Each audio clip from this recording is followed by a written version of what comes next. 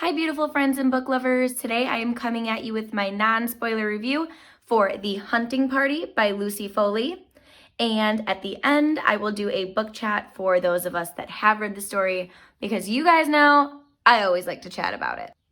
So there is an adorable little bird just chirping away outside. So that may pick up in the audio, but hopefully that just brings some joy to your life because I don't know about you guys, but I'm ready for spring. Over here in Chicago, it is 50 degrees one day, and then today it's a high of 28. So we just can't seem to make up our minds. So I'm going to break up this non-spoiler book review into 3 sections. The first being just the overall premise of the story, what it's about. 2 being who, if anyone, would I recommend this book to. And 3 being my overall personal rating, and then also what I am going to rate it on Goodreads. So let's just go ahead and get started. I was really intrigued with this thriller because number one, the reviews have been comparing it to Agatha Christie, and one of my all-time favorite stories ever is And Then There Were None by Agatha Christie, and this book kind of has that similar vibe. So the story is a group of 8 or 9 friends who went to Oxford together back in the day, and one of them was like, you know what, we just need to reconnect. Let's go to a Snowdon resort that's beautiful in Scotland. So they're all like, okay, great. They're all pretty much for the most part coupled up. So the couples all come together for the exception of one of the friends who's single. So I do believe it is 9 friends then.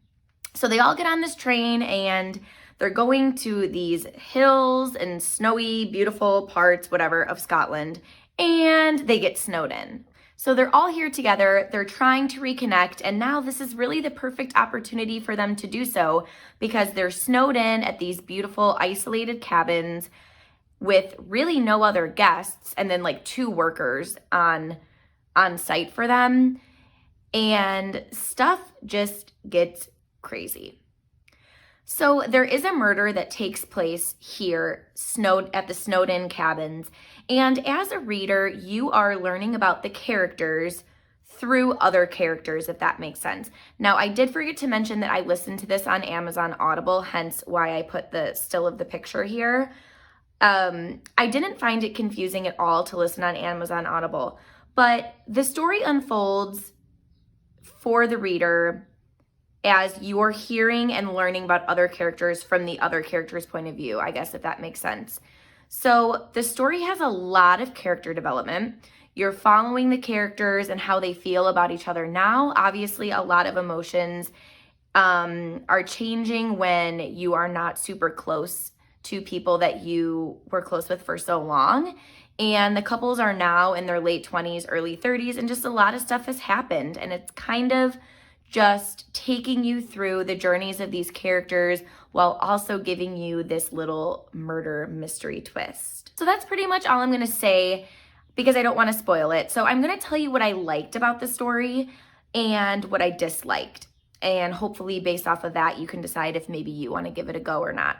So what I liked about the story is I loved the setting. Lucy Foley does this amazing job of making you feel like you are sitting there and experiencing it for yourself. And I loved the spooky kind of we're snowed in, we can't really go anywhere vibe. And also I love that the book didn't have an insane amount of characters because it was easy for me to follow and kind of be like, is this the person that's going to get murdered? Is this the person that killed the person that's going to get murdered? Everyone kind of has like this little motive, and I really, really liked that about the story. And for what I didn't like, I just felt like it took forever to get to the meat of the story, if you will.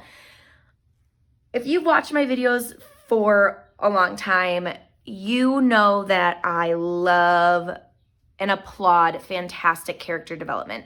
This book has it, but it also kind of feels like that's all there is. I didn't really feel like there was a lot of events in the story. It was more just character development and learn more about this character and this character and this character. And I'm like, let's just get to the meat of the story. And for me, that didn't really happen until like towards the end of the story. So part 2 of the review is who, if anyone, would I recommend this book to? If you are someone like me who loves a fast-paced thriller like The Silent Patient or And Then She Was Gone, I probably would not recommend this for you. It is not fast-paced in my opinion by any means. Like I said, it kind of drags out with the continuous and more character development. So if you like fast-paced thrillers, I'd probably give this a quick pass. However, if you are someone that really just loves learning about a character and getting to know their ins and outs and what makes them tick and everything, then I would definitely recommend this book for you. I'm going to talk about what am I going to rate the book. On Goodreads, as you guys know, and if you don't know, go check out Goodreads. I'll leave mine in the my Goodreads link in the description below, but I know a lot of book lovers already have Goodreads. It's amazing, but you could only rate books out of 5 stars. So that being said, I kind of felt like the story was just mediocre, and I felt like the ending was pretty predictable. So that being said, I liked learning about the characters. I loved the setting and feeling like I was just there, but I'm going to give this a 3 out of 5 stars on Goodreads. For my personal rating, you guys know that I rate books out of 10, and I'm probably going to give this one a 7 out of 10, just for the mere fact that I didn't really like any of the characters. I couldn't bond with them. A lot of them, honestly, were frankly annoying. Like I said, it took forever to get to the meat of the story, and the ending was just mediocre and pretty predictable. So I don't know if it's the teacher in me, but when I think a 7 out of 10, I think a C. The book was average, and honestly was. Was it a D? Was it a 6 out of 10? No. I mean, the writing's really great. The character development's great, but it just definitely wasn't for me. Now I'm going to go ahead and start to chat about the book. So this is the book chat with the spoilers for those of us who have read the book and want to chat about it. So thank you so much for watching the review, and those who have read the book, let's chat about it. I don't know about you guys, but I felt like I was constantly guessing either who was going to be murdered. I mean, I had a feeling it was going to be Miranda for sure, just because I felt like she was the one character that just treated everyone so poorly, and honestly, the character who everybody had beef with. And so I had a feeling it was going to be her for sure. But I like that I was kind of like investigating everyone, so to speak. I feel like everyone kind of had a motive as to why they didn't like Miranda or what terrible things she did to them that would make them want to just off her. We had Katie being like the mousy best friend that had the low self-esteem and was constantly comparing herself to Miranda. Then we had Samira and Giles, who apparently Miranda slept with Giles, and if that ever got out, you know, that's a big enough motive for him. We have Emma, who is just a major tryhard and is constantly trying to fit in and really just takes the disrespect from everyone and just acts like she doesn't care. Then we have Julian, who seriously was just really in love with her the whole time, I think, and couldn't really get past that. Her husband with all of his insider trading, and there was just all of these huge things, plus Doug having his like PTSD from the army, and he was even saying, you know, sometimes something happens and I just wake up and I don't remember it. And I'm like, well, could he have killed her and just like not remembered it? So I kind of felt like it was predictable. With Emma, I just felt like she was a little off. And when there was the whole stalker piece of like Miranda having a stalker, and they were just so precise and just, you know, giving her back the earrings that she would lose or the necklace or the paper that she plagiarized. And I was feeling like I was investigating each character in the sense of like, who would be this meticulous?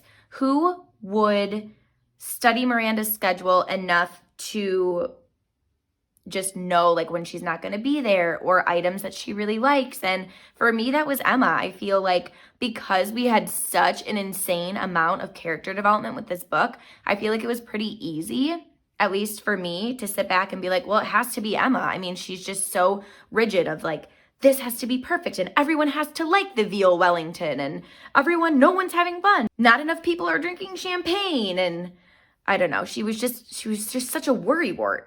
And I just felt like out of all of them, she would have been the one to investigate Miranda enough to do the whole stalker thing. Honestly, I really just didn't like the ending. I felt that it just ended with Katie being like, well, I guess I have to make new friends. And I wish we would have had like an interesting excerpt of Emma sitting in prison and then maybe something along the lines of like, well, guess I'm gonna have to find a new best friend when I get out or something. I don't know. I just felt like the ending was just like, eh. And overall, the book was just kind of like, eh, for me. So I don't know. That's why I'm giving it a 7 out of 10, a 3 out of 5 on Goodreads. It was just very like, I don't know. I know that Lucy Foley has another book called The Guest List, which I know a couple of you on Bookstagram right now are reading and have recommended to me. I don't know. I feel like, sorry, I'm like so tongue twister today.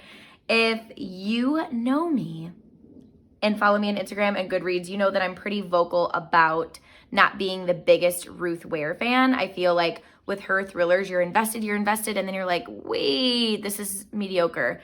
And I don't want to put Lucy Foley in that category just yet. I've only read one book by her, and I feel like it wouldn't be fair if I was just like, I'm not going to try any of her other books. So I will give them another go. However, I know that this was like super hyped up and I was kind of disappointed. So anyways, those are just my thoughts and feelings on The Hunting Party. Let me know what you thought in the comments below or on Goodreads or Bookstagram. Let's just make sure that we're connecting because I love to chat with you guys and see if we had any similar train of thoughts when we were reading. So thanks so much for watching, and I'll see you in my next video. Bye!